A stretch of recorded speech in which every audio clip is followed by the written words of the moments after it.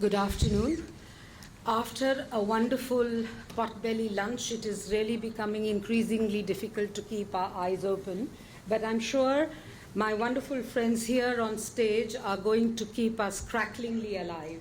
It gives me great pleasure to welcome first all my friends actually, the Norwegian ambassador to India, Hans Jacob Frilund, I hope I pronounced it right, Rakhi Sarkar from the Cymroza Art Gallery, Kolkata, Dr. Saryu Doshi, founder member of the NGMA Mumbai, and Dr.Pheroza Godrej.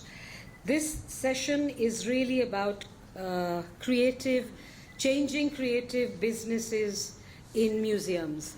As Yannick in the morning had laid out a beautiful curatorial keynote in which she had also talked about the fact of culture and leisure in museum spaces. So this is the space we are going to be talking about. The DG of this museum is very, very interested in developing merchandising, creating new ways of taking parts of the Bihar Museum into their homes as part of culture and leisure, the two new words which I've picked up this morning. So what we are going to really see is the recent narrative on museums, which is museums which are catalysts of innovative and growth, which consider that the relations with other culture and creative industries do play a very important role.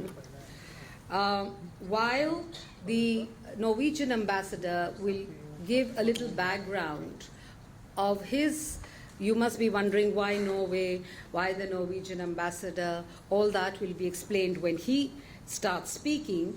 I will not really go into many more details about his background because he's here actually on different health visits, etc. to Bihar. But I will definitely talk a little bit about, as some friends have been laughing, I call them the Holy Trinity of the modern art world and museum spaces. All the three women here are actually living testimonies to the change of what happened with post-independent art in India. Dr. Godrej is actually an environmentalist, writer, and a PhD. She has worked in the area of colonial printmaking and has a wonderful collection of prints, as well has done a path-breaking book on and show on Parsi culture, which we saw both in Mumbai and Delhi. She started the Cymroza Art Gallery in Mumbai more than 50 years ago in 1971. So she's half a century old in the business of galleries and philanthropy, and has authored many publications, curated highly acclaimed exhibitions for leading national and international museums. She's closely associated with the CSMVS, which is the Chhatrapati Shivaji Maharaj Sangrahalaya, the Museum Society of Bombay, the National Gallery of Modern Art, the ICCR. Her valuable contributions are highly recognized by the Ministry of Culture, Government of India. Rakhi Sarkar is the founder of the Center for International Modern Art, known as CIMA, one of India's premier art centers. Rakhi Sarkar received her education at Presidency College, Calcutta, and at the Institute of International Relations, Trinidad and Tobago. She has also organized more than 200 art exhibitions across India, UK, Singapore, and Canada. Rakhi was the founding managing trustee of the Kolkata Museum of Modern Art, KMOMA, for a decade, and she actually got in and selected the museum architects, Herzog de Morion, for the KMOMA, and she is formally also the chairperson of the Art Council of FICCI and has also served on several social bodies of government and national committees. Dr. Saryu Doshi is an art scholar, a specialist on Jain art.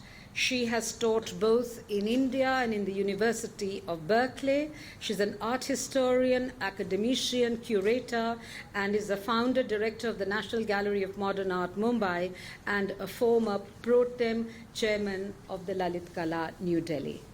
So I'll just request Hans Jacob to lay the the creative part of this session, after which Dr. Doshi will give her overarching view to creative industries, what she thinks about it.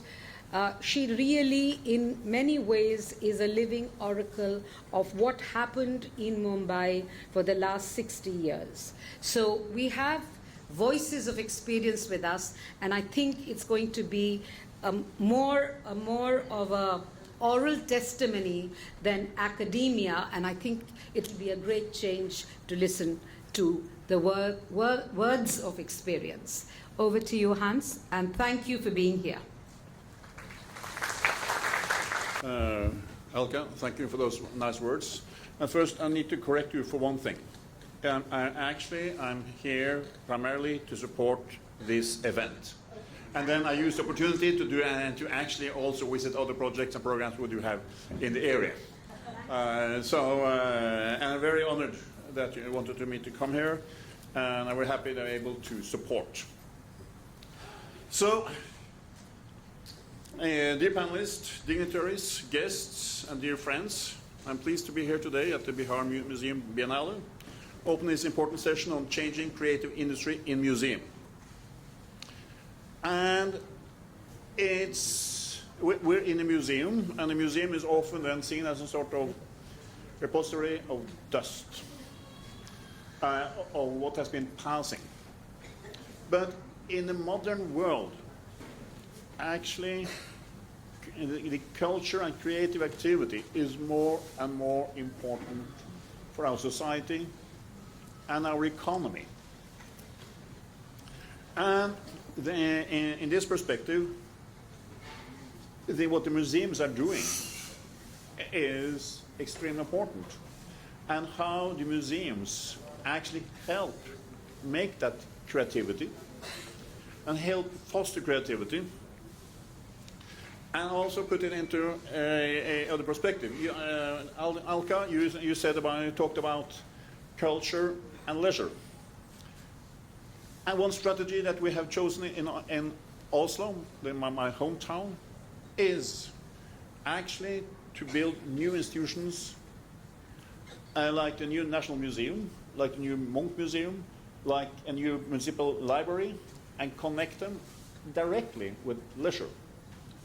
Outside, this is my promotion for my hometown, Oslo, is that Oslo is one of the few places where actually you have a beach in front of the opera, which is then just 100 meters, 200 meters from the Museum of Modern Art, and next to the municipal library, which is built as a way where you drop in, and then the Munch Museum beside, creating then a space for where actually make it the culture extremely accessible and part of urban life. So this is my promotion from my hometown and how we try to do that. And I also want to quote the present Secretary General of NATO, Jens Stoltenberg, because he came from the labor movement, very concerned about actual infrastructure, social structures, some welfare systems. But after being Prime Minister for 4 years, in his election campaign, he started to talk about the importance of culture. Now we have built infrastructure, what do we do next? We need to actually build up our culture. And he had this word where he spoke about we're living off the economy and we live for the culture. And helped also this drive of looking anew on how to move forward.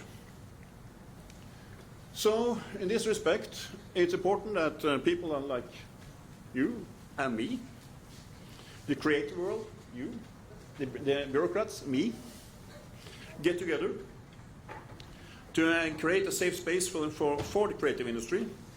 And to elaborate my point, I would like to actually show you a small video built on maybe the most iconic Norwegian picture, painting.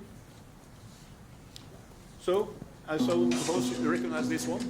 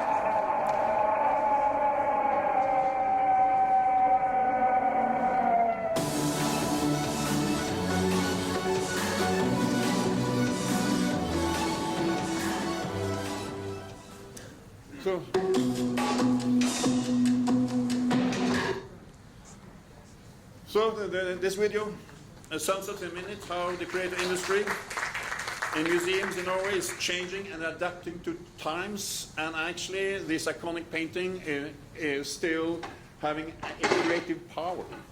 More than a century ago after it originally was painted, or the first painting, because he made 4 versions of it, and also countless lithographic pages, prints.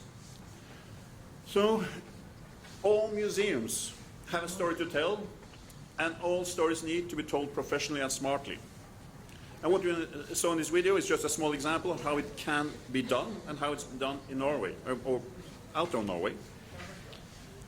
But while maintaining the authenticity of the screen, the Munch Museum is ensuring that it connects with the world both creatively and commercially. And as I mentioned earlier, the Norwegian government has made clear policies and efforts towards ensuring that culture is looked at through the parameter of being a creative industry. As I pointed out, with actually the quotes from Jens Stoltenberg, it's becoming a more and more important part of society, or it's always been an important part of society, but it's becoming more important part of the economy. So, and for us, therefore, it's important to promote culture internally, but also outside the borders. Norway is a small community. We have 5.5 million inhabitants. Often, if Norwegian artists and culture workers are going to survive, they need to have a larger market than just Norway. We need actually to reach out. We need to branch out to be able to actually manage and nurture our culture. And we also have some new experimentation. For instance, we have, and nobody here actually will experience it, but we are some enthusiasts are looking long term, having created a future library. Authors are commissioned for 100 years to write a piece, collect it, and it will all be then published in the year 2114. So 100 years after it was started, so it will be, well, much effort will go down, but it will be what our great-great-grandchildren will then have an archaeological archive to go back to, a library.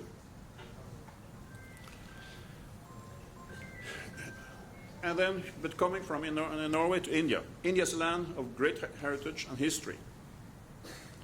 And we are sharing this platform today in the land of Buddha, of Nalanda, of learnings and enlightenments. And it's a very good place to be.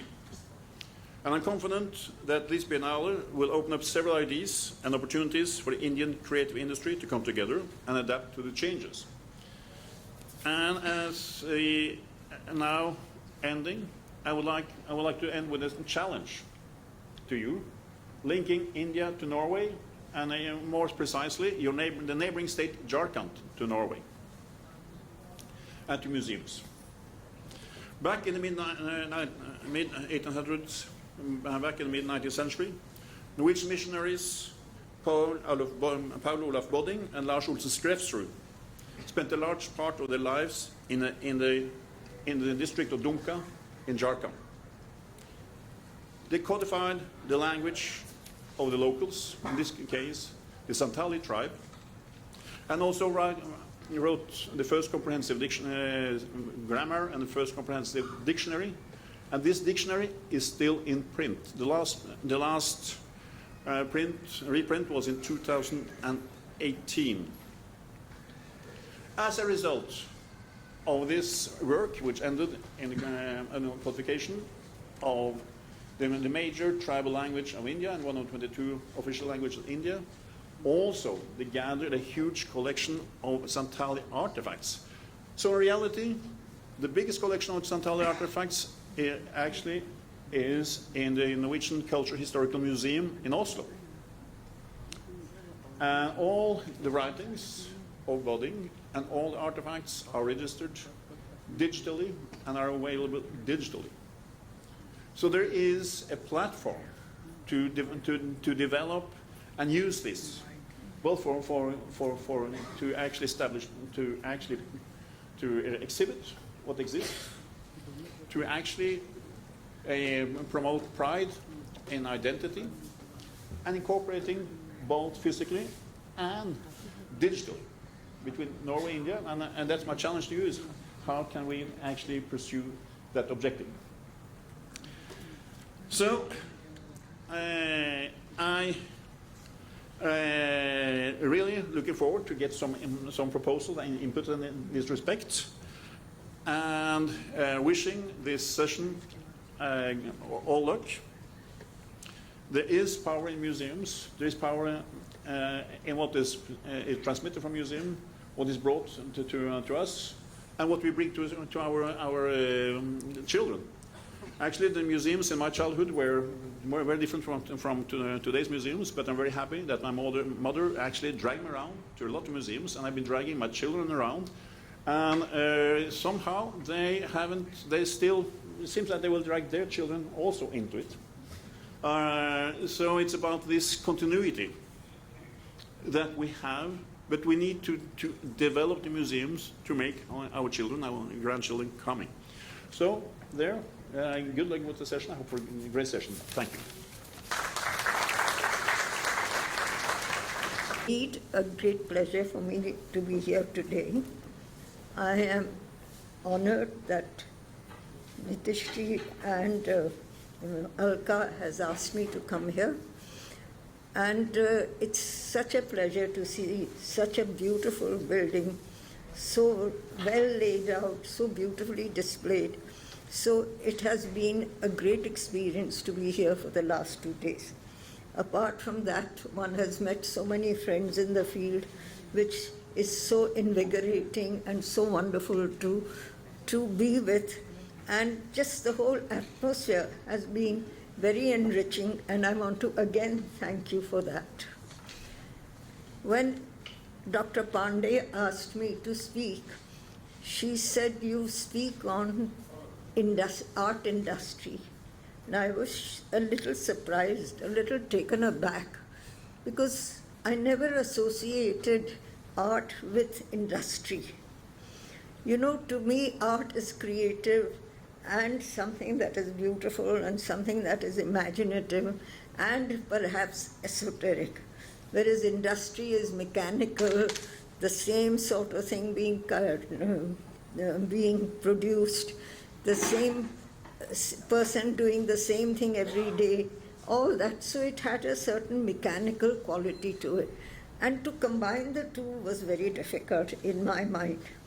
But then I had a nice talk with her, and then I said, I began to feel there is a certain similarity between the two, in the sense that there are many players in the art field. They're all doing their different jobs. And because of that, the art field has prospered. I was an art student about 50 years ago at the JJ School of Art. And there I used to see artists working very hard, but all a bit despondent because there was no place to show. There was really just one little gallery called the Bombay Art Society where they could exhibit.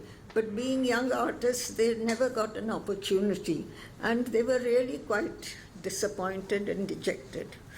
But things in the 50s began to change. When the Jahangir Art Gallery was built with 3 galleries and people could come, there was a beautiful gallery space, well lit and well positioned. And it was near the Bombay Art Society building, near the museum, so it was the proximity of these art institutions around it gave it a certain atmosphere.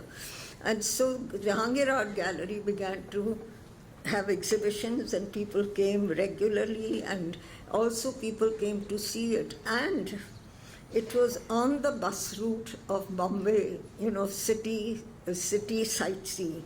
So a lot of people came, and it was very accessible. So even those who were not really interested in art as such used to come, look at it, and go. And this is the way a certain atmosphere, a certain mind space was built about art in Bombay. Then we have the next big thing was the museum. Because of that, we started having art dealers and art buyers. And 2 persons came in, Mr. Keku Gandhi of Kemod and Mr. Pandol of the Pandol Art Gallery. They were the first 2 galleries after, and thereafter Pheroza Godrej started a gallery with different concepts. She would exhibit ceramics, she would exhibit prints, things that were not really done earlier. So new ideas came in, it began to get refreshed, the whole scene. And thereafter, we progressed with NGMA being established, the Lalit Kala was established where people could go, the Triennales, and now the Biennales and then exhibitions abroad, and the Venice Biennale, things like that. So the art field for people in Mumbai changed. I'm sure it's the same in Delhi and various other places, but since I know Bombay better, I'm talking more about Bombay. And so, the art scene over the last 50 years has built up. And I begin to see a sort of change in everything. I see the change in the exhibitions that are brought. I see the change with the auctioneers coming, their catalogs which give a lot of information, and people read those. I work a lot in the museum, but in the museum hardly anyone came to read books and study art. So these are the changes that have taken place, and in a way, I feel Alka is right that it has become like a form of industry. In the last 50 years, we have seen a lot of change with greater urbanization, with technology, with concepts that are changing. People are not in the museum where I am. I want to tell you, we've been following ancient ideas. Actually, if you look at the history of the museums, they were established in Alexandria, the first one, in the 4th century BC.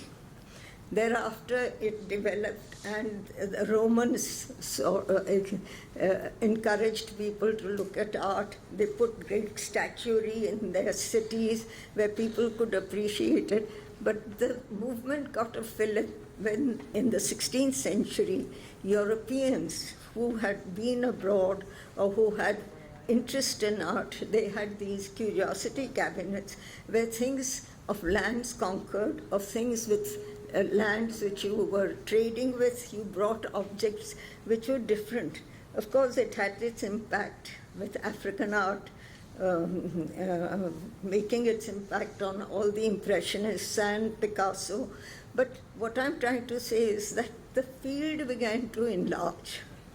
And as it enlarged and new concepts came in, new styles came in, and new patrons came in, new art dealers came in, people who were interested in the new developments. And that is the reason why the whole situation began to change. I was involved with the Festival of India, and we organized certain exhibitions. And those exhibitions, when they went abroad, gave a certain different idea about India to people in Europe and in Asia. But what was different was the way in which the organization took place.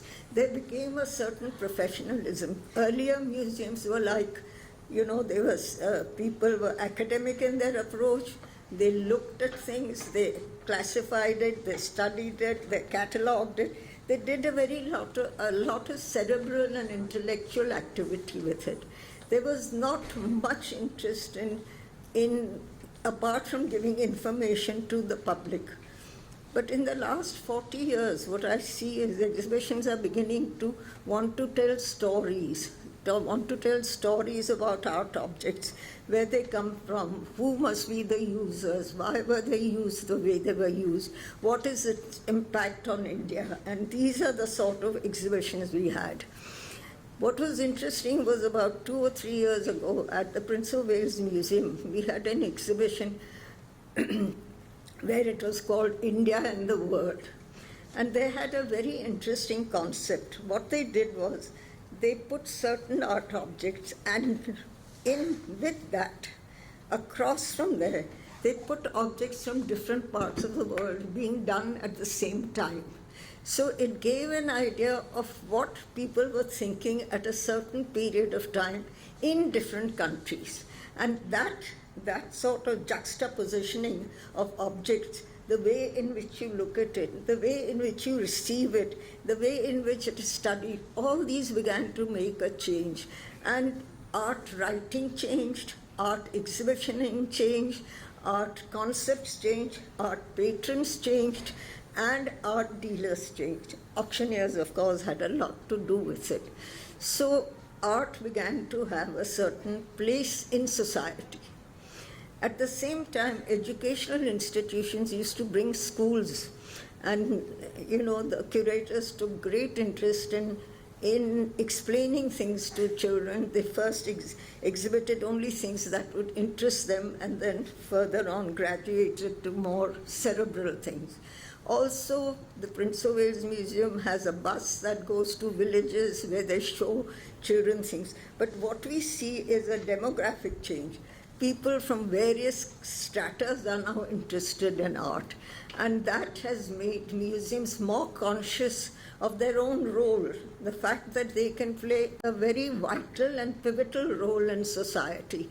And museums have changed, as Alka has seen, as industry.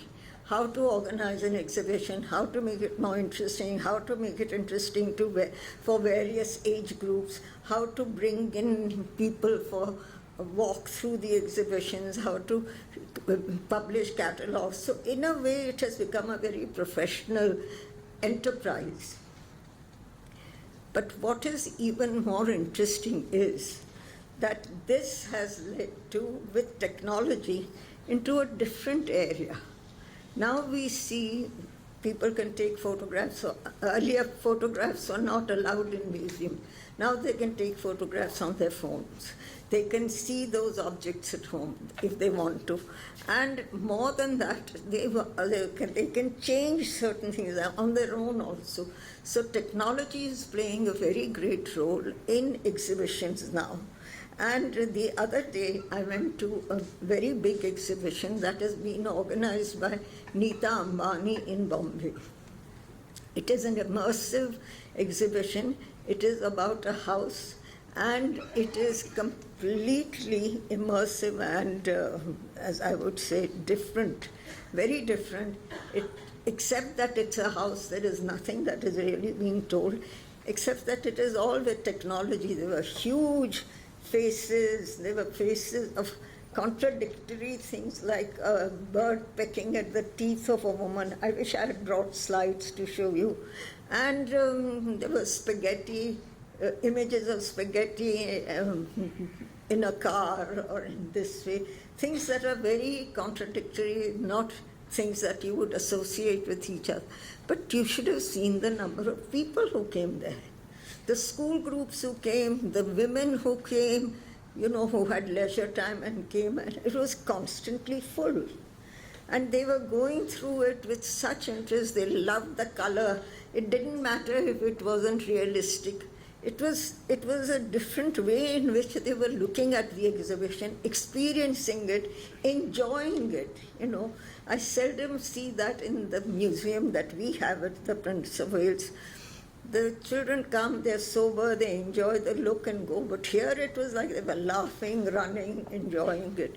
And then they had that experience of putting on those glasses, and then you would be taken around the museum as if you were walking through it. So that experience was very new and was very, very, very successful. So I see these changes happening. I can't tell where they're going to lead to, but I'm very sure that our mindsets are going to change, our approach to art is going to change, our approach to the museums are going to change. And museums, instead of being sort of just institutions that were knowledge-based, where they looked at objects, catalogued them, studied them, wrote about them, they're going to be museums and exhibitions that are going to involve people. They will be immersive exhibitions. They will be taken to a level that we are not quite used to yet. And I think it sort of is quite exciting. And on that note, I will end. Thank you very much.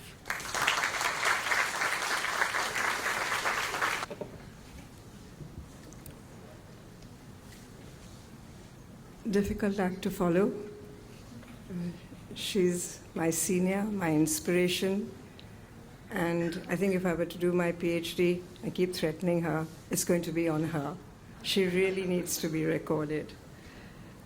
Thank you so much, Director General Anjani Kumar Singh.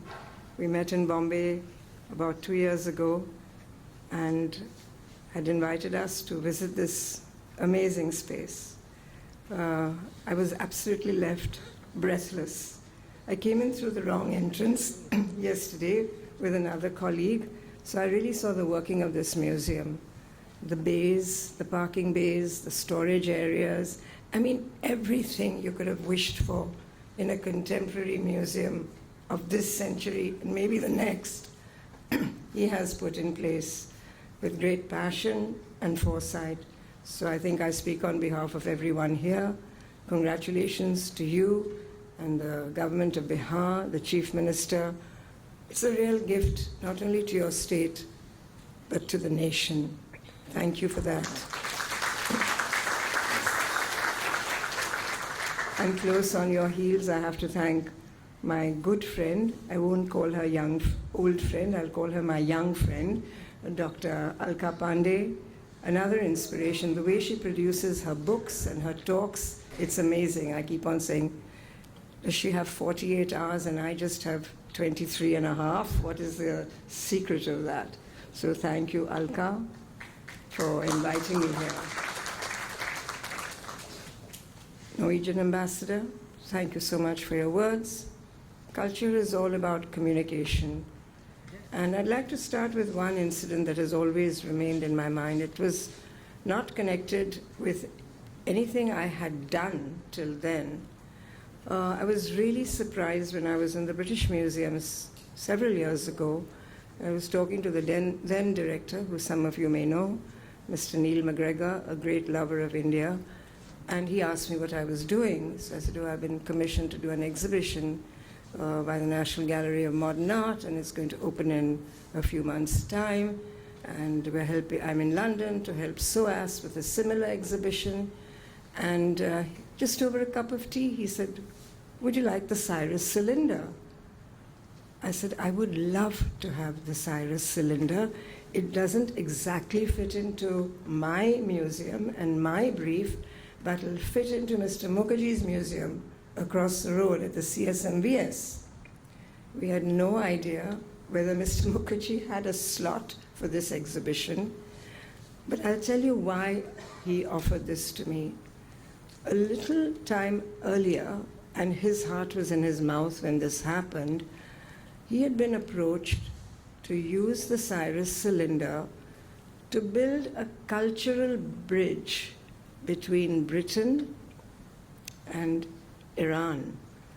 And everyone knows the sanctions that have been imposed on Iran over the decades. And it was just one object, but a very important object. The Cyrus cylinder, I'm sure all of you know, is likened to the first Bill of Human Rights.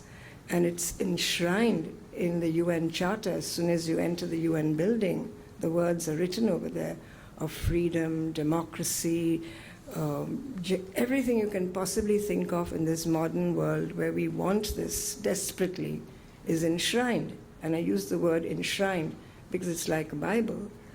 And Dr. McGregor took a deep breath and said the cylinder will go to Iran. And President Ahmadinejad was there. He's quite a controversial figure. And I said, Neil, what were you thinking? I said, it was a leap of faith. That's what he said. It was a leap of faith that if culture can bring us together and we can open up a dialogue for the world, I would have done my job with that one object. And it went. There was great interest. And he said at the back of my mind, every day he prayed, I hope the Iranians don't claim it as theirs, because this belongs to the world. It's an object, it's tiny. It's really, really tiny.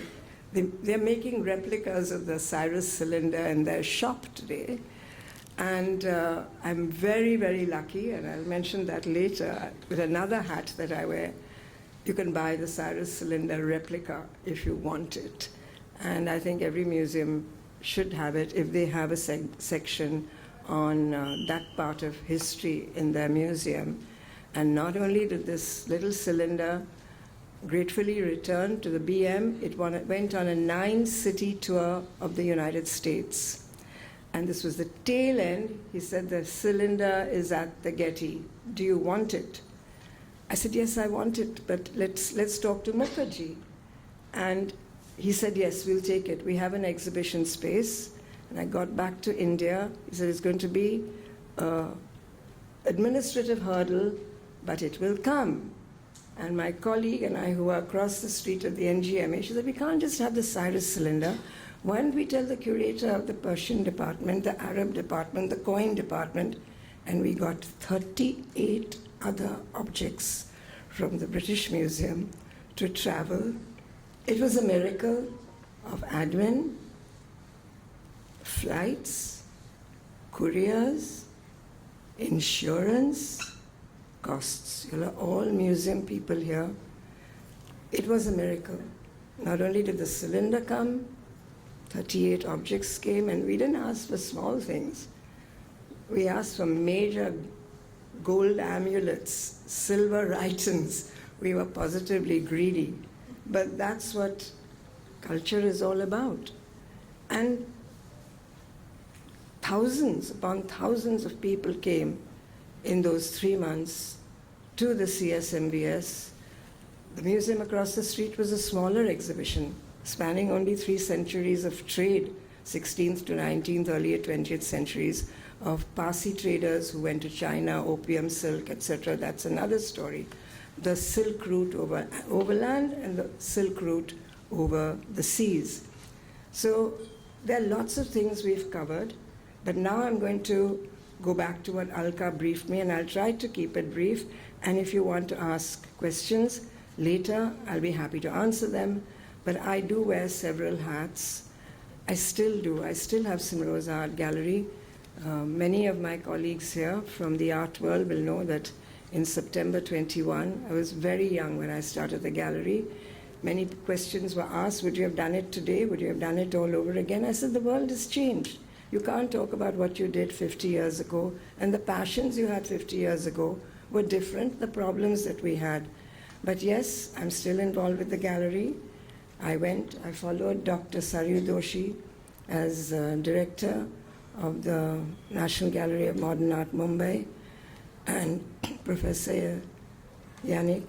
I also had a brief. My brief was, we want exhibitions and we want them back to back, but we don't have the money. We want a footfall. Why can't we have, as you compared yourselves at the Guimet to the Louvre, CSMVS has a regular footfall. They're on what we call the Bharat Darshan trips. The bus stops are there. But NGMA is a bit formidable to enter. It's got security gates, border security, force people outside.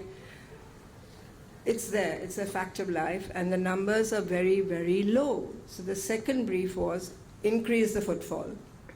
It was free at that time. Now they're charging a small ticket, not as high as the museum across the street, but I think when people pay even,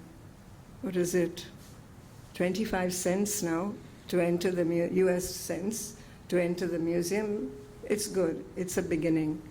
So NGMA took off, and at the Museum Society we have something which all of you all should have. I'm very glad to hear that it's going to start at this museum.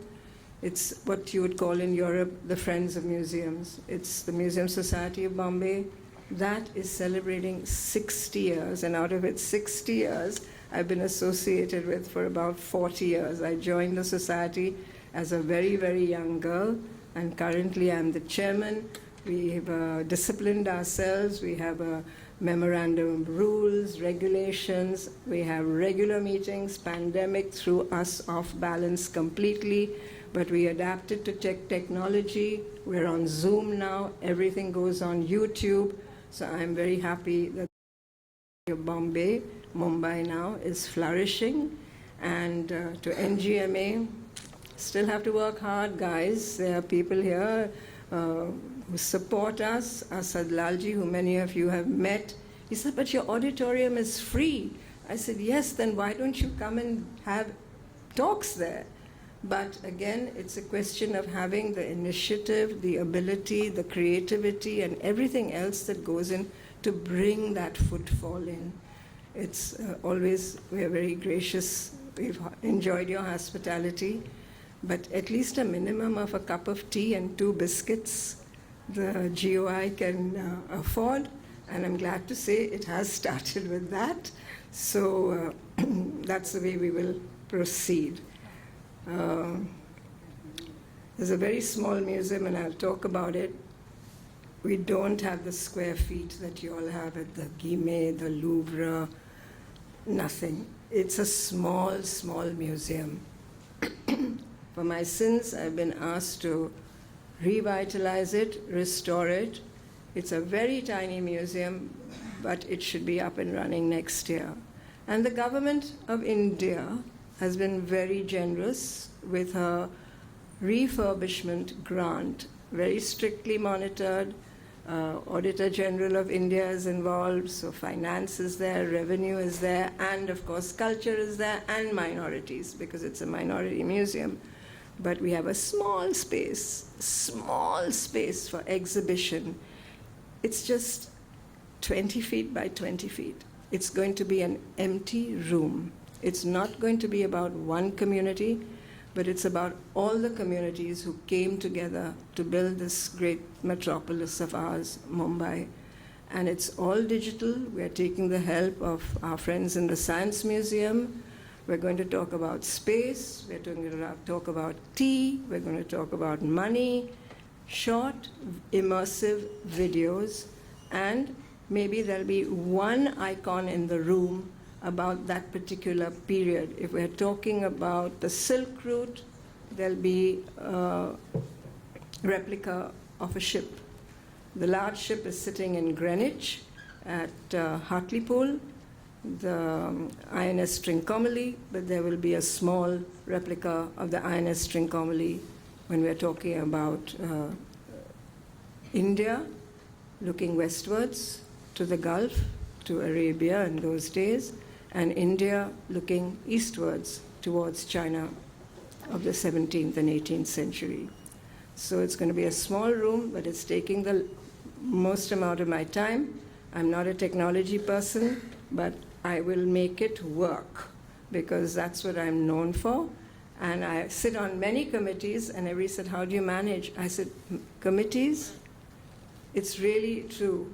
If you're a one-man jazz band and you want to run your museum dictatorially or in an autocratic way, it's not possible. You have to carry all your colleagues with you, including the person who comes and asks you, are you thirsty? Would you like a cup of tea? What do you have? And we want to be a happy band. We want to bring smiles first on our faces, because if we have smiles on our faces, yeah, I can see you smiling when you read me through the back door of this museum. And if you're happy as a person, what you're doing will make you happy in life as well. So over the last 5 decades, I have to read, otherwise I'm going to ramble some more. I have been fortunate to witness this remarkable revolution in the art world in India. As a gallerist, I have played a very modest role in shaping this transformation, particularly in the metropolis of Mumbai, 20 going on 21 million people in that city. It's burgeoning, it's active, it's a city that never sleeps. It's really true. It is the maximum city. You all have seen so many Indian films, and you've seen so many international films about this city, and it's a dream. It's a dream to live in this city, and I'm very fortunate because it's been a platform for artists to showcase their work, facilitating meaningful connections between creators, patrons, curators, critics, and of course, our audience, the spectators. Today, as the creative human mind intersects artificial intelligence, something that we have been dealing with in India, and honestly, the IT and knowledge industry came out of nowhere. It absolutely came out of nowhere. No leader even imagined this sector till liberalization in our country of 1990s. It was Rajiv Gandhi. The phone, we can't live without this little gadget, the mobile phone. I can Google anything I want and give you an answer in 1 hour. We call it the Google auntie in our part of the world. Honestly, it's true.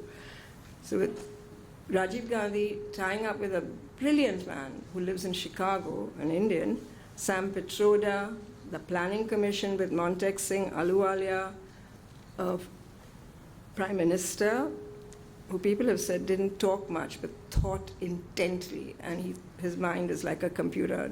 Dr. Manmohan Singh. Mr. Narendra Modi continues some of these policies very aggressively in a field that all of us are connected with, which is education. Despite its many shortcomings, he's pushing it through because we really have to create this bank of intelligent, thinking, young Indians. And it is helping.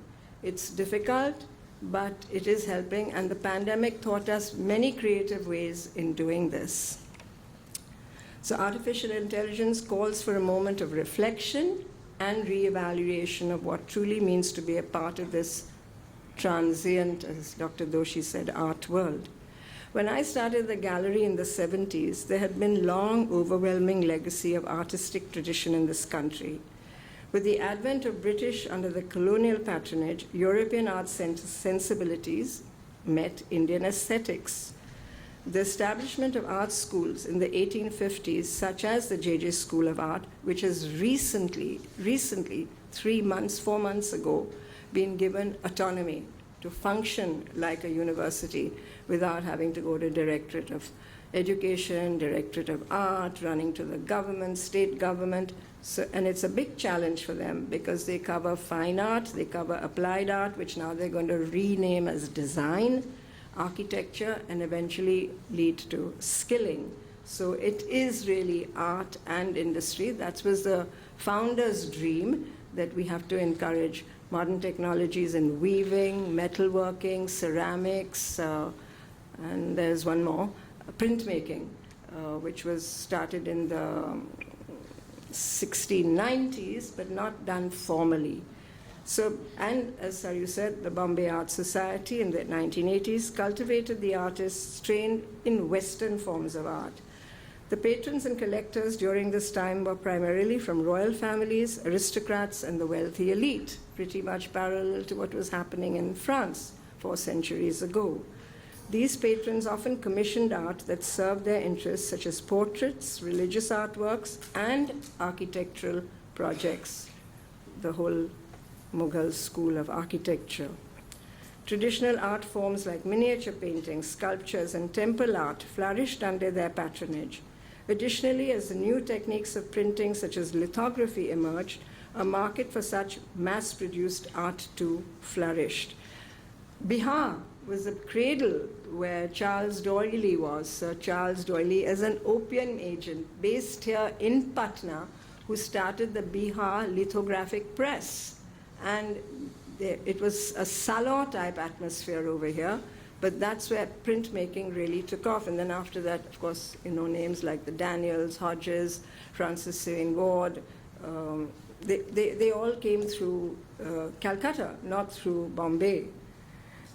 During the Second World War, 3 refugees from Germany and Austria, Rudolf van Leyden, Rudy von Leyden, an art critic, Walter Langhammer, an artist, and Emanuel Schlesinger, an art collector, fled to Mumbai to escape the terrors of Europe.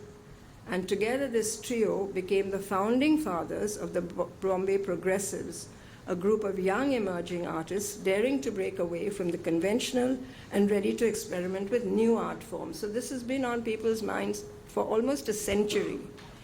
With a greater exposure to global trends and influences, these artists sought inspiration from European modernism, including styles such as Cubism, Expressionism, and Surrealism. They experimented with new art forms, techniques, and embracing abstraction and pushing artistic boundaries. They drew inspiration from socio-political scenarios, complexities of urban life, and contemporary issues revolving around caste discrimination, gender equality. Of course, the freedom struggle was forefront in the first part of the century, questioning societal norms and advocating social change. Mumbai found itself at the helm of this progressive movement. They were called the Progressive Group because of the movement they headed. Progressive movement in the modern Indian art, and it continued to be so in the post-independent era. I must mention what was happening on the other side of the peninsula. Cities like Mumbai were moving towards modernism. In contrast, Calcutta particularly, with the establishment of the Vishwabharati University and Shantiniketan Art School, led by Gurudev Rabindranath Tagore, emphasized a return to indigenous art forms. Tagore sought to revive traditional Indian art practices, incorporating folk art like Madhubani, which you have in the state, Patachitra, Kalighat paintings, just to name a few. Rural crafts, natural materials, all this was brought into the Shantiniketan curriculum. This integration of craft practices helped foster a deeper understanding of the materials, techniques, and aesthetics rooted in rural traditions. The focus was on celebrating Indian cultural heritage, connecting art with nature, and fostering a sense of community among artists and students. The art school emphasized outdoor studios where artists could work amidst the beauty of nature. The idea was to encourage artists to draw inspiration from their natural surroundings and develop a deep appreciation from the environment. Very, very different from what JJ was doing. Students would paint, draw, sculpt outdoors, capturing the changing light, color, forms of the natural world. So what was this? Collaboration and collective learning, which we're still talking about, were integral to the educational philosophy of the art schools. The focus was not only on individual artistic expression, but also on the exchange of ideas and perspectives within a supporting and nurturing community. Tagore believed that art had the power to bring about positive social change. He envisaged art as a means of fostering a sense of unity, empathy, and harmony amongst individuals and communities. This idea of art as a social force resonated throughout Shantiniketan's approach, inspiring artists to use their creative expressions for the betterment of society. With India's independence in 1947 and the subsequent economic and social changes came a wave of phenomenal transformation that reverberated throughout the nation, including the landscape of artistic patronage and collectors. As the country embarked on a journey of economic and social progress, a new middle class with disposable income emerged, eager to participate and support the arts. Concurrently, the establishment of cultural institutions provided a solid foundation for a broader base of support for artists and their creations. This changing dynamic was instrumental in attracting patrons from various quarters, including well-known organizations in our country, like the Tata Institute of Fundamental Research and Air India. Both built the most wonderful collections in the country. As I speak today, the Air India collection finally, after about, I don't know how many years, 15 years, lying just packed, has emerged. And we've only seen a fraction of this exhibition, this collection at the NGMA. And TIFR, with the foresight of the scientist, late Dr. Homi Bhabha, started building a contemporary art collection for TIFR because he strongly believed that India has to look forward. I mean, I'm sure he was thinking of space morning, noon, and night. And somewhere in the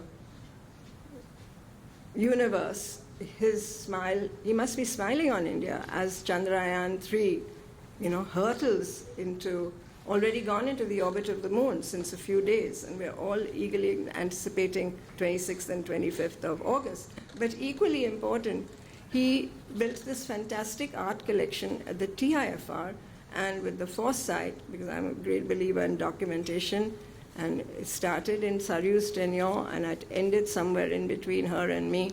We said, please document it. Catalog, catalog, catalog, archive, archive, archive, because we have such a big history, but we're not very good at archiving our achievements and what we have. And I think it's very important you can do it digitally now. You can, at the press of a button, you can see anything you want in any museum. So why not our collection in India? GOI has a program, Jatan. It's implemented. Sometimes it works, sometimes there are glitches, but it's there, and it can be put into, it can be done at a press of a button. So forward-thinking entities recognize the significance of contemporary and modern Indian art, investing in an array of art forms from traditional paintings to sculpture and institution. As institutional collectors, they not only encouraged artistic experimentation, but also provided invaluable recognition and validation to emerging artists. Brinda, I'm going to quote you because you stood up at the NGMA and said, she was one of the beneficiaries of the Air India scheme. We'll send it to New York, we'll give you a ticket, and then you're on your own. In one sentence, that's what she said at the opening, and that's exactly what Air India did. They really supported the arts. It was not exactly a barter exchange. They didn't really want anything in return. Maybe they took the first right of refusal, as any good donor would do. But that was how the collections started building up 50 years ago. So Saryu mentioned these hubs, like the Cymroza Art Gallery, which was founded in 1952, became a vital platform for artists to showcase their works to a wider audience. In 1954 came the NGMAs, which was inaugurated in Delhi, which became a significant custodian of India's modern art heritage. These institutions played vital roles in preserving and promoting Indian art, nurturing a vibrant artistic community. Parallelly, when the National Museum collection stops in Delhi, the NGMA collection begins, because when I joined it and I was looking up the history, I could do exhibitions from the 1850s onwards. So there was nothing to prevent me from doing a trade exhibition. I was well within the parameters of what the government had guidelined. Alongside institutional support, private galleries began to flourish, and Saryu has mentioned the first one where you rented the space, you were not invited, was the Taj Art Gallery in a 5-star hotel. It provided the ideal location for people to come and view art. Air conditioning, good lighting, good circulation, and patronage. Then there was Chetna, which was a smaller gallery across the street, where iconic progressive artists started their careers. Then there was, of course, Pandol and Kemul Art Galleries, which started promoting artists. But who was there to support emerging artists? This was the million-dollar question then, as it is now. As an artist myself, I went through my fair share of struggle, sorry for sounding personal now, before achieving a show at the Chetna Art Gallery. This was in the mid-60s. However, the memories of my early challenges lingered, particularly the disappointing reception I received when I expressed interest in exhibiting my art at various galleries. And I don't think artists should kid themselves. It's still a cry. Please give us an exhibition. Please give us an exhibition. We have nowhere to go. Everybody's saying, have your first show and then come to us. But who is going to give that first show? Exhibit elsewhere, then come to us. This response deeply troubled me. If no one was willing to exhibit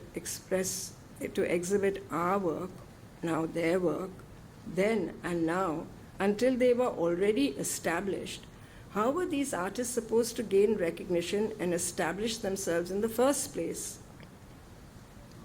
I realized that taking that initial step could make all the difference for an artist's career. It was this profound realization that compelled me to take matters in my own youthful hands and create a space specifically for young, aspiring artists like myself. That's when the idea for Cymroza was born, to create a space that understood the struggles and aspirations as I had experienced them firsthand. And even though we're 53 years old, we're still referred to, oh, that young people's gallery. Yes, we are a young people's gallery.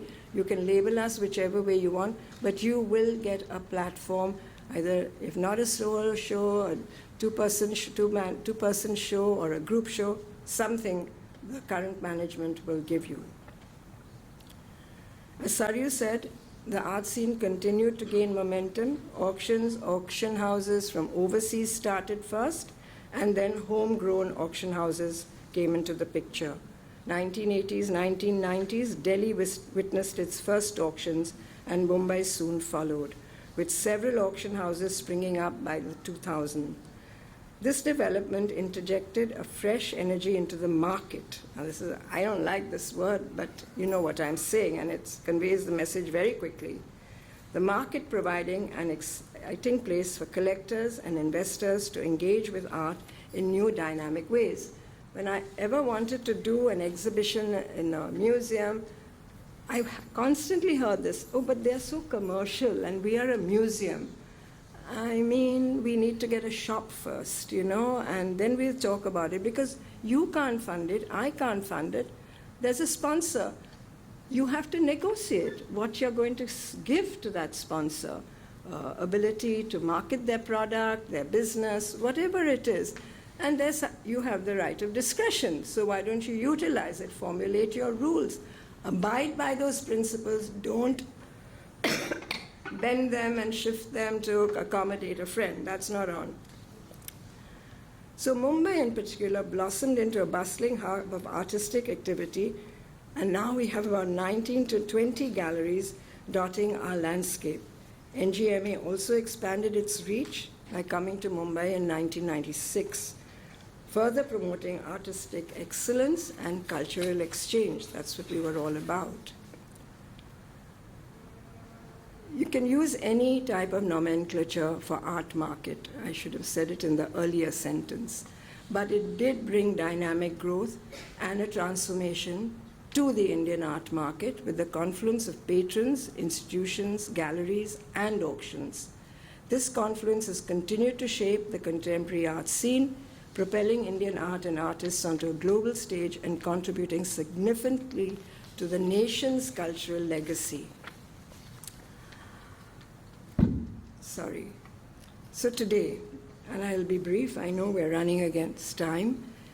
In the ever-evolving art world, collectors have become more discerning and knowledgeable than ever before. I think every one of us feels this very strongly. If you're in the art world, don't make it your ultimate aim to sell that piece of art. You want that collector to return to you, just as you want that visitor to the museum to keep returning to you, not for one visit, but just make it a habit. You don't want to sell something for the sake of making that initial sale. Be patient. So serious collectors now focus on select few pieces, catering to their specific interests and preferences based on the medium or genre they admire. They have to learn to work with this idea. Don't buy a painting and put it into storage and come back to me 2 years ago and say, has the market appreciated? Shall I sell my work? Shall I put it into auction? Because I never answered that question of yours in the first place. You're educated, you have money, you have position, you have power. Be discerning. Buy what you like. Don't take it and put it into storage. This is not like wine auctions, that you buy the wine in one country, you can't bring it, definitely not into Bihar, so you keep it in some cellar space somewhere and can't even drink it. You don't drink it. In this contemporary art scene, affordable art is gaining popularity. As I told you, it was a middle class rising. They were aspirational, providing an excellent entry point for new collectors to start their journey.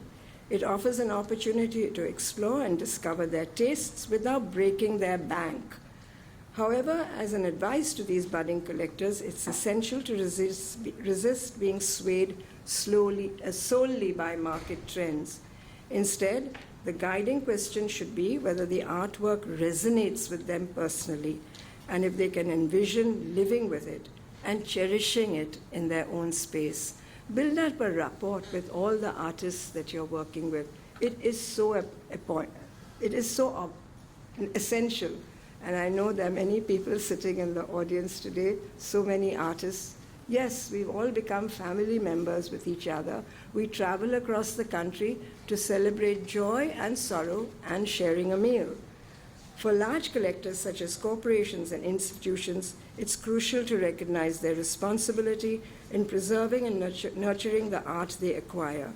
Investment in proper infrastructure for storage, restoration, conservation is vital to the longevity and integrity of their collections. By safeguarding these artworks, they contribute not only to the preservation of the cultural heritage, but also to the appreciation and enjoyment of art by future generations. As the art world continues to evolve, the role of collectors is becoming more pronounced, shaping the trajectory of this industry. By approaching collecting with a blend of passion, discernment, and a sense of responsibility, collectors can leave a lasting impact on the art scene, supporting artists and enriching the artistic landscape for years and years to come. We've really come a long way. I have much to say about this, but I'm going to just say over here, we are really grateful to the Kiran Nada, the Nada family, Shiv and Kiran Nada, to have started the KNMA. It is absolutely required. They're not stepping into the shoes of the government. They're creating another private museum. They're creating their own private public museum, and I think it should be encouraged. You require deep pockets for it. I'm very respectful of that. So it's a very, very laudable thing that Kiran is doing, and it started probably as an interest in contemporary art, but as we all know, her generosity has gone way beyond just being interested in contemporary art. And the other one, which comes to mind immediately, is MAP in Bangalore, the latest entrant on the scene, Museum of Art and Photography. And it's good that they've started, and they have a wonderful conservation center. They have a good library. It's a good beginning. And I think they are trying to do what museums have been doing, but not as rigorously and vigorously as you have done over here. You've really shown the way. All night I've been dreaming, yes, we can have museums in Bombay. We have a museum run by a private trust, which is the CSMVS. We have a museum run by the Municipal Corporation of Bombay, which is the Baudaji Art Museum. And this public-private, and we have the NGMA, which is run by the central government. And I've also been dreaming, let the political scenario in our state settle a bit, why can't we have a Maharashtra museum? We can definitely have it, and we should work towards it and focus on the contemporary, because the other museums are offering us the other things we have. I do want to say a few words about artificial intelligence, because it's really worrying me. We don't have the laws in our country.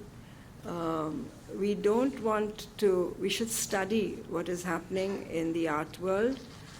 Yes, we don't have to pay for our expensive cameras and our videos and put a deposit when we go into museum. We can take the best photographs on a very good mobile today, so that era is out. How do we jump to the next thing? The laws governing artificial intelligence and your intellectual domain. Yes, we hear about horrible legal cases. We should prevent that. There should be some criteria to talk about that. It's very interesting, and the ideal would really be something like this, that you enter into a museum, and I'm not disparaging the curators in any way, but imagine entering a museum and being warmly greeted by a friendly AI-powered virtual assistant that seems to know you personally, because all your information is on your mobile. Drawing from a vast database of visitor preferences, this intelligent guide will curate a personalized journey through the exhibitions tailored precisely to your interests. AI will curate a bespoke experience designed to captivate and engage you. As you embark on this futuristic immersive journey, the AI companion will act as your knowledgeable and affable tour guide. It will not only provide insightful information about each exhibit, but also weave captivating stories, unlocking the hidden narratives behind the artifacts. These lively and interactive conversations will not only educate, but also leave you emotionally connected to the art and cultural heritage on display. In real time, the AI assistants will be at your beck and call, ready to answer any questions that arise during your exploration. Curiosity will be indulged, and understanding will deepen as you receive instant and accurate responses to your inquiries. Centuries will not get mixed up. Many things happen when you walk in a gallery with a curator, with a tour guide. They embellish things. No problem, it adds to the charm. This interactivity will foster a sense of discovery and encourage you to delve deeper into the stories behind each masterpiece at your own time. Through AI's ability to understand your preferences and reactions, the assistant will adapt and evolve its recommendations as you progress through the museum. It will anticipate your interests, surprise you with exhibits that, you don't see, but for which you're floundering in your soul. What will be the result? A transformative experience that descends on you just through observation, leaving you with profound appreciation for the cultural experience you have encountered. AI-empowered assistants will bridge the gap between the visitors and the museum. No longer will museums be perceived as distant repositories of artifacts. Instead, they will come alive as living, breathing entities that engage with your audiences. There is a huge potential for interpreting AI, and it's equally promising. Somebody mentioned the fungible transactions. It's beyond me. I really don't know much about blockchain, and I'm very suspicious until I master. I would say master it before you go ahead. Just as you should master the artists that you're dealing with. You know, there are so many endless possibilities, and I'm going to take this up in the Q&A. I have lots to say, but I'm going to stop here. We need more culture. We need more culture labs. That's another thing. We need to be all inclusive. We're talking about gender. We're talking about LGBT today. We have to bring the whole gamut of society into the art world, and I think that's where the future of industry lies. And thank you very much for this patient but long Ramayana, Mahabharata. I know if you know what I'm saying. It's our epic. You know, I don't want to sound like that. I'm not a bard. But thank you so much. You all are all an inspiration to me, and I look forward to interacting with this museum, with Alka, with Anjani Singh, and a cafeteria is a must. So a cafeteria and museum shop is an absolute must. When we decided to start the museum shop at the CSMVS, the person who wanted to start it wanted some seed money. And she told me later, Pheroza, I'm only asking for a small amount, like 3% of their, less than 3%, 1% of their budget, and I'll give it back to them in a year.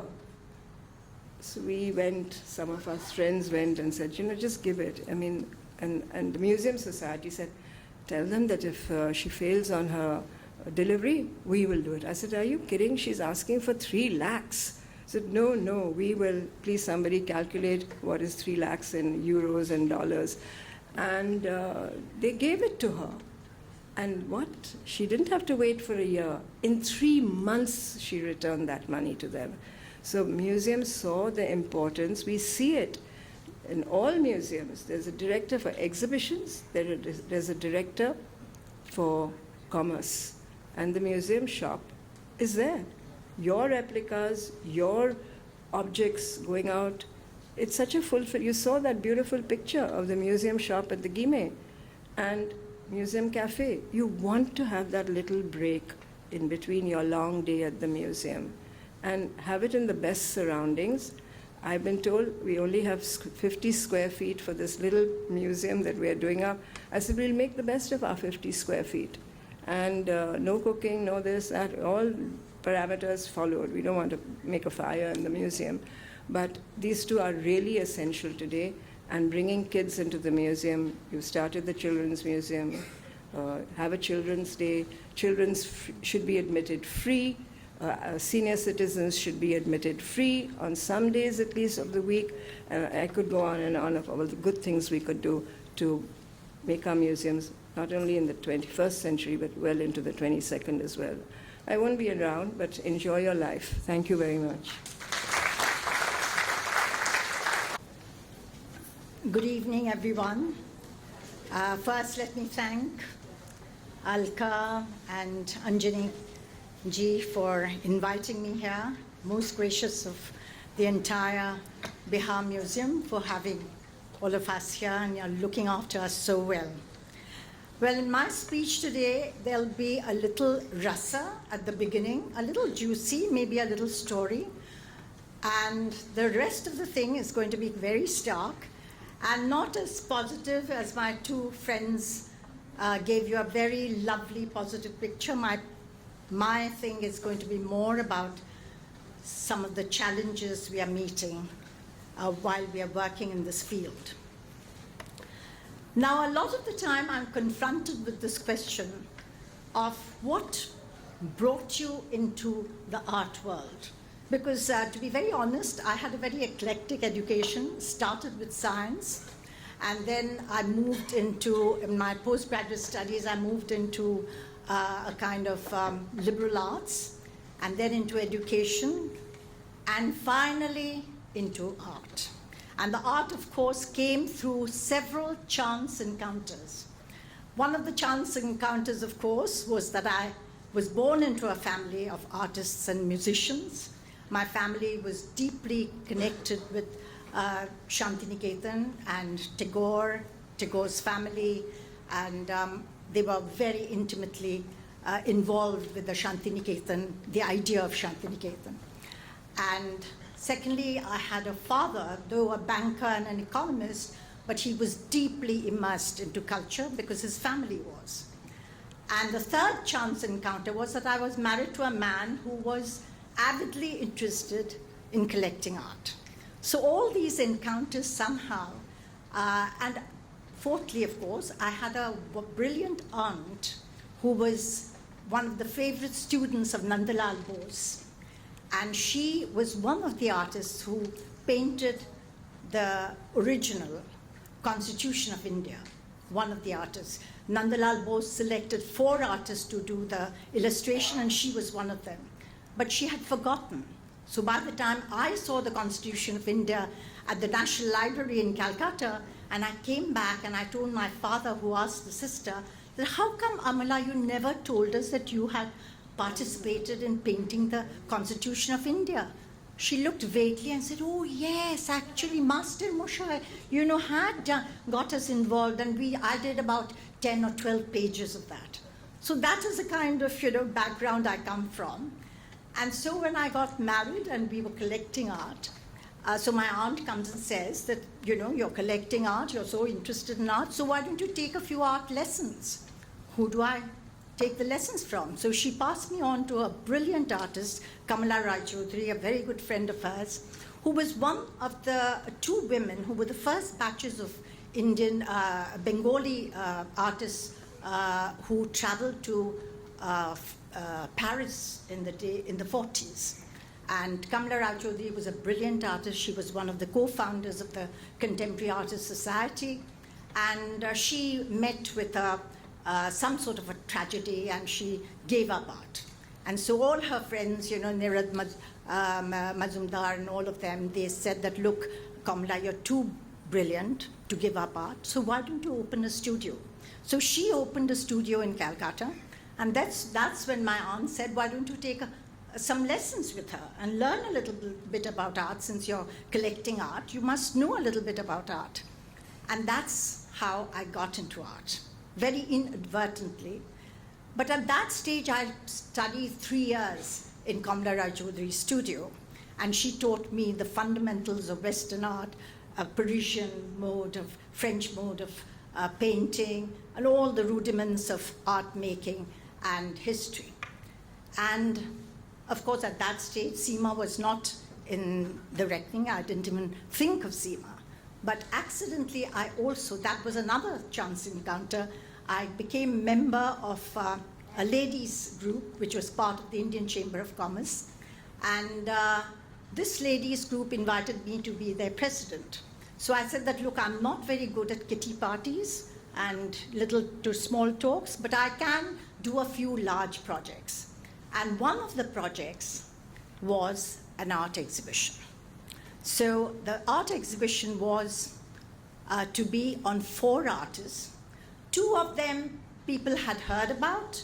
Bikar Bhattacharya by 85, 86 was well known. Ganesh Pine had already been featured by Hussain in Illustrated Weekly by then, so he was a little well known by then.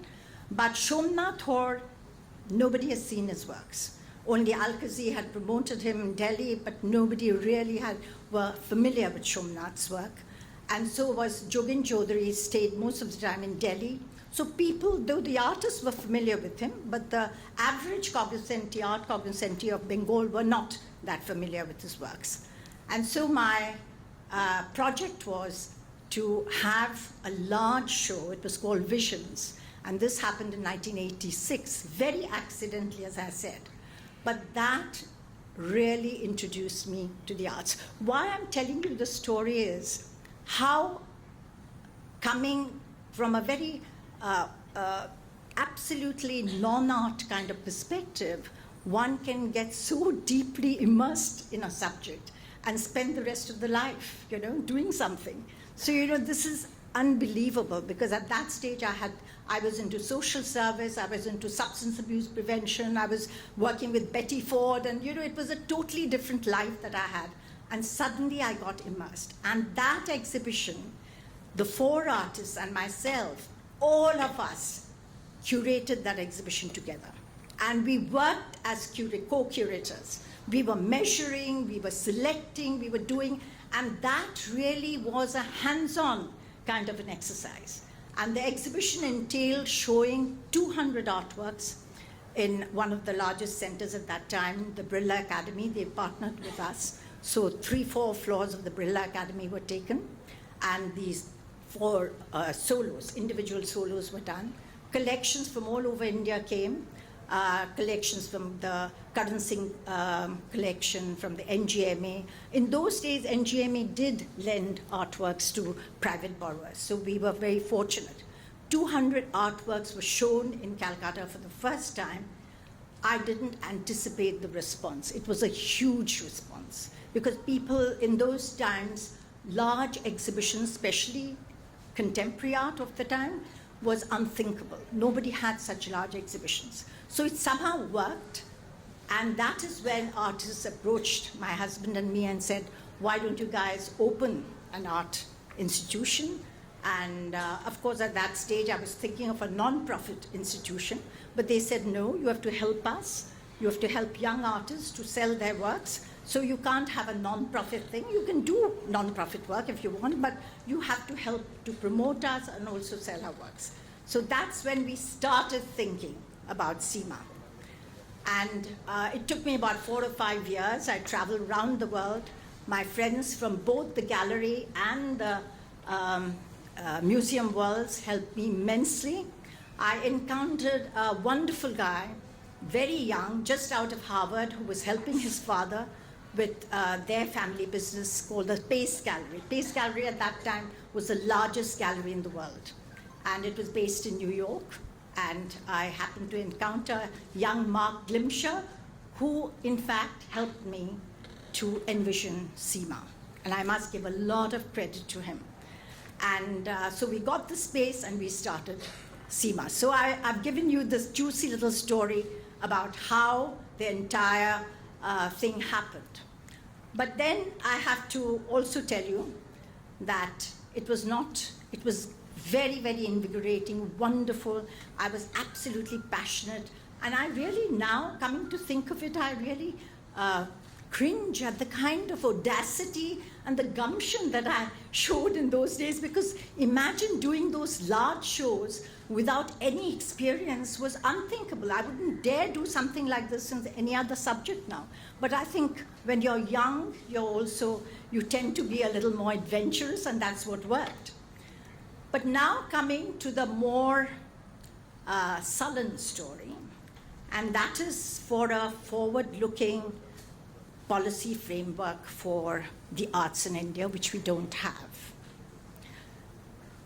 So I would like to today talk on this policy framework, which is totally lacking and which we have to work on. And we need people like Anjani ji to help in that process, because they are part of the government. Since ancient times, art and culture were promoted because they served to uplift humanity and fulfill man's inner need. Clever rulers, throughout their course of feudal rule, promoted art and culture through various organized endeavors, that is, festivals, monuments, adorning places of worship. Society in its own capacity added its 2 bits by promoting various socio-religious celebrations and cultural events. Places of worship also served as lavish public art projects, whether it was Ajanta or Ellora, the Chola temples, or the umpteen chapels and cathedrals, mosques and monuments scattered across the world. There was a concerted policy towards promoting art, culture, and higher learning. This was done primarily by the ruler, whoever she or he may have been, to please the subjects and establish dominance and power over the people. The tradition held sway in our country as well during various rules. We had, during the heightened periods of the Gandhara, the Guptas, and even during Ashok's rule, and throughout the various dynasties reigning in the south, the most popular being the Chola dynasty, and finally culminating in the Mughal rule in North India, early 16th to mid-19th century, followed by Western colonial period till independence in 1947. However ineffectual and detrimental many of these may have been, there was a semblance of some policy. Art colleges were established by the British in the metropolitan cities of the subcontinent by the middle of the 19th century. Individual rulers in various states initiated small art centers in their respective territories. Arts and crafts soon became vehicles of commerce and livelihood. In independent India, we see an emphatic emphasis on art and culture till the late 80s. The first NGMA in Delhi was established in 1954. And in the following decades, other NGMAs and state museum projects were promoted in Mumbai, Bangalore, Hyderabad, etc. Lalit Kala Academy was also established in 1954 and inaugurated by Maulana Abdul Kalam Azad, the then Minister of Education, the Government of India. Subsequently, various Lalit Kala subsidiaries were established in different states of India, and these institutions promoted art within the country and internationally on a regular basis. The lull started from the 1990s. Though private institutions came up across the country, large projects were beyond the ambit of these art bodies. Large art initiatives like the Munster Show or the Documenta in Germany, or for that matter, the Venice Biennale in Italy, happened primarily through government and city municipal initiatives, whereas the Indian Triennale stopped several years back and has yet to revive. Art institutions in India need rejuvenation desperately. Commerce-centering art becomes increasingly difficult without a concerted art policy. Tax structures are not rationalized, and movement of art is sluggish and very tedious. Large-scale art promotion worldwide needs high-end sponsorship and easy, safe, and facile movement of art in art. In India, these are lackluster territories. Because of the complete lack of a concerted art policy, art objects, even to this day, are treated like commodities, like a Mercedes-Benz car or a pair of shoes. Very recently, the Indian Customs asked us the following questions while shipping out an authentic piece of contemporary art. In spite of a perfectly legitimate purchase in foreign exchange and through legit bank transfer and full foreign exchange, we were asked to produce a purchase order as though we were a manufacturer of goods and a company was ordering a consignment in goods and services industry. They also demanded a purchase order, owner's permission to send the art abroad, creator's letter of consent, etc., etc., etc. What happens when the artist is no more, we ask? Suppose it's an artist who's passed away and not a national artist. So, of course, a work of Ganesh Pai or Hussein's can travel abroad. So what happens then? While we tried to fulfill the ridiculous demands, the consignment got delayed by several days. This was, I think, bad policy for the trade and the development of the country in general. Instead of expediting procedures and facilitating movements of goods, the government was making the process slow, tedious, and untenable. Our system needs to be integrated with international practices. And I'll give you a small instance. Way back in 1996, we organized a huge exhibition, and this is in the private domain, not with any museum. We were doing it on our own. We took 200 artworks from India to London. The Manmohan days had just started, so liberalization had just begun. But mind you, it wasn't fully initiated or fully developed. So there were some restrictions. But RBI, when we approached the RBI, they said, fine, we are giving you certain conditions. You have to repatriate every penny that you spend. And we had to spend huge amounts. In those days, we spent 1 crore. So you can imagine and calculate how much we had to spend today to organize an exhibition of that nature over there. Because we had 200 artworks to go, shipping, insurance, clearance, mounting, publicity, all that had to be there. And we had about 17 parties in India who sponsored it, and we had 6 parties in London who sponsored the whole thing. And we had to open a foreign exchange account abroad, had it audited, and then we gave all the feedback to RBI. It took us 9 months to close the account. Nevertheless, it was done. Once it left India, the consignment, it was like so easy abroad. It went through the usual channel. The normal channel anywhere is that when artworks come into the country, they follow it's the clearing agent who deals with everything. Nobody has to intervene. The clearing agent declares that X amount of artworks of this value is entered the country. While it's exiting, whatever remains in the country and is not being re-exported abroad, you have to pay VAT on that. And the rest thing goes out, and everything is done by the clearing agent. We were not involved in the process. But in India, to ship out one artwork, even today, is so tedious. And it's getting more and more, I'm afraid to say, it's getting quite tedious, because we are getting a lot of queries and a lot of unnecessary harassment at every level. So this shouldn't happen. It's not going to help the arts. The same reason why, because of the inadequate tax structure, irrational tax structure, you will find very few galleries who are able to participate in Indian fairs. Why don't they want to come? Simple. Because as they come in, their artworks are taxed 10% as luxury tax or excise tax or whatever they call it, on the incoming artworks. And when they, in event of sale, they have to pay an additional GST, which is 12%. Forget about the other costs. So it becomes untenable for outside parties to, partake in any kind of, art fairs here. And our art fairs, that's one problem they are having. And this is, most of the galleries abroad said this is the problem in India.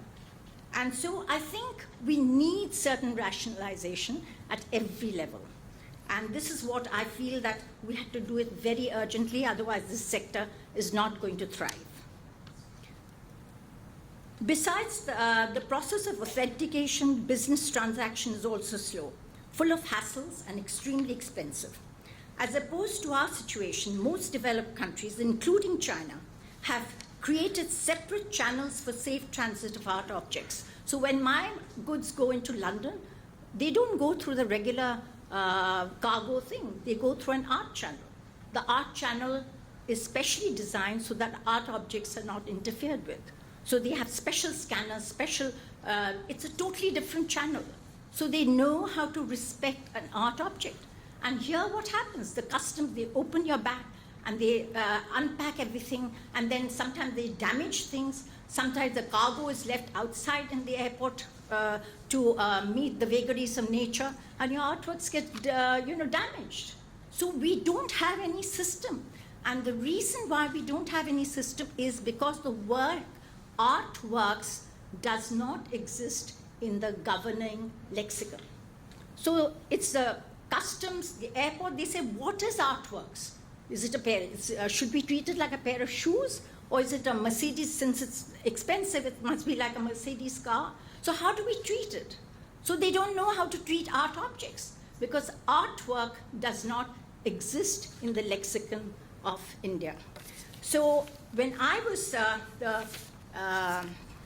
director of the FICCI Art Council, we had published this wonderful policy recommendation paper for the government of India.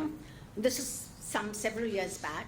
It was a very comprehensive document that we produced, and it was done by Deloitte. And they did a wonderful survey, put in the best practices, and made a very comprehensive coverage, centering education, taxation, incentives, everything. We gave it to the government of India. There were 2 points that they acted upon. One was that when art objects come in for non-commercial purpose, say for a museum or for my individual home and it's not for commercial dealing, they will exempt it and waiver the customs duty. And secondly, if an artist does some work abroad and brings back the art objects to the country, then he is exempted. I remember Bhupen Kakkar had to pay 1.5 lakhs on his own artworks when he returned from a workshop in Amsterdam. He was mortified. He said, Rakhi, can you believe it? On my own artworks, I have to pay 1.5 lakhs. It was preposterous. So that was waived after this document. But the rest, it's such a wonderful document that was produced, was totally, even to this day, no action taken. So, Anjani ji, I will leave this with you. I think it will be wonderful. Maybe you have to update a little bit, but it's been done by Deloitte. It is absolutely very comprehensive and excellent paper. It will be wonderful for Bihar at least, if you can. I'll leave it with you. And I thought that this was something important that I had to talk about today. In our country, what is art policy? Art policy has become synonymous with censorship and a kind of vigilantism. Films are banned, artists are harassed, art is viewed with suspicion as an affrontation to the comforts of status quo. The other major area of acute concern is the increasing expansion of the fake market. We do not have exact figures, but it is informally estimated that the fake market exceeds the genuine art sales by several times. Fakes are also entering auction houses, which makes matters even more serious.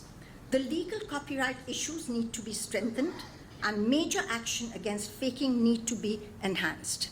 Galleries, artists, governments, and other legal systems have to work hand in hand to clean the market. What we need urgently is a complete overhaul. We need new and liberal guidelines to rejuvenate the sector and provide vitality through a series of effective policy initiatives. Art and cultural commerce can be a real winner for our country. Can you imagine the kind of crafts we have? I'm taking art in a broader perspective. I'm taking art and also the cultural aspect of it. Look at the kind of art, look at the music, look at the visual art, look at the craft, look at the music, everything. I mean, the kind of prospect we have for the cultural commerce can earn so much for this country. But because of its lackadaisical attitude, somehow it's not opening up as much as we would like it to open up. I also take this opportunity to emphasize on credible art associations, who in turn can work hand in hand with the governments to evolve a sustainable, viable, forward-looking trajectory of growth. Freedom and creative partnerships with institutions of excellence across the world. Most countries have art associations. In India, you have the business groups have several, commerce groups. All other industries and all other sectors do have their own bodies, but somehow in India, we do not have constructive art associations. A small group here and a scope, but we need one large group which can talk on our behalf with the government. During GST, we had terrible times during GST, but there was not a single body. We went in trickles. 2 or 3 people who knew our minister went and hankered for grants, but we don't have art associations which should be looking into this. So this is one clarion call, I think, to the entire art world. I think artists should also be part of this, that you please get all the galleries together so that there are art associations in this country, and we can safeguard the interest of the artists and a lot of interests, related with the issues that I just spoke about. Art, you know, it extends boundaries. It helps to critique, it helps to communicate, and raise valid questions. It sustains democracy and the freedom of will. No nation in contemporary times can ignore its role, and thus the need all the more for the sector to flourish. It is one of the most vital and sensitive areas of intellectual pursuit in any modern society. We cannot ignore or repress it. So my humble submission would be to request our governments, both at the center and states, to join hands with the private sector to catalyze a proactive, rational, judicially sound, and a forward-looking policy framework where art, culture, and cultural commerce can thrive in a free, safe, and fair manner. And what is the sum total of it all? Sum total being the example of Anjani Kumar Singh. Knowledge, yes. Finance, absolutely. Authority, no question. But without the passion, without the zeal, and the utter belief in the idea of a project like Bihar Museum, this place would never have happened. Anjani ji had just that, and that's why we are all standing here and being able to express ourselves. Thank you so much. Thank you, Rakhi, for summing it up beautifully.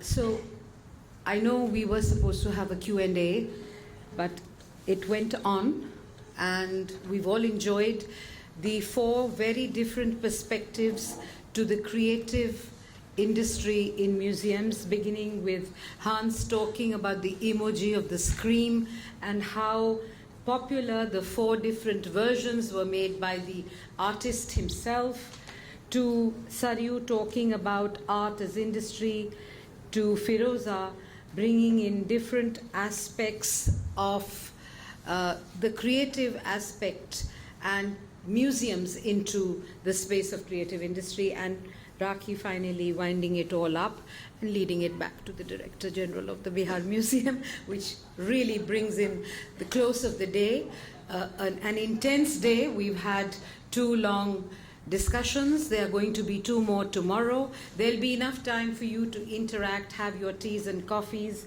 and meet at lunch breaks, exchange cards, build connections, hopefully long-term ties, because this symposium is also a space to build connections. You know, my friend, the curator Hans Ulrich Obrist, who is now the curator at the Serpentine Gallery, London, told me once that the most important things happen in the coffee breaks. So I think tomorrow we'll have a nice day at lunch where we can all talk more, and the lovely ladies will be here and you can ask them your questions. So have a lovely evening and enjoy the rest of your day. Thank you.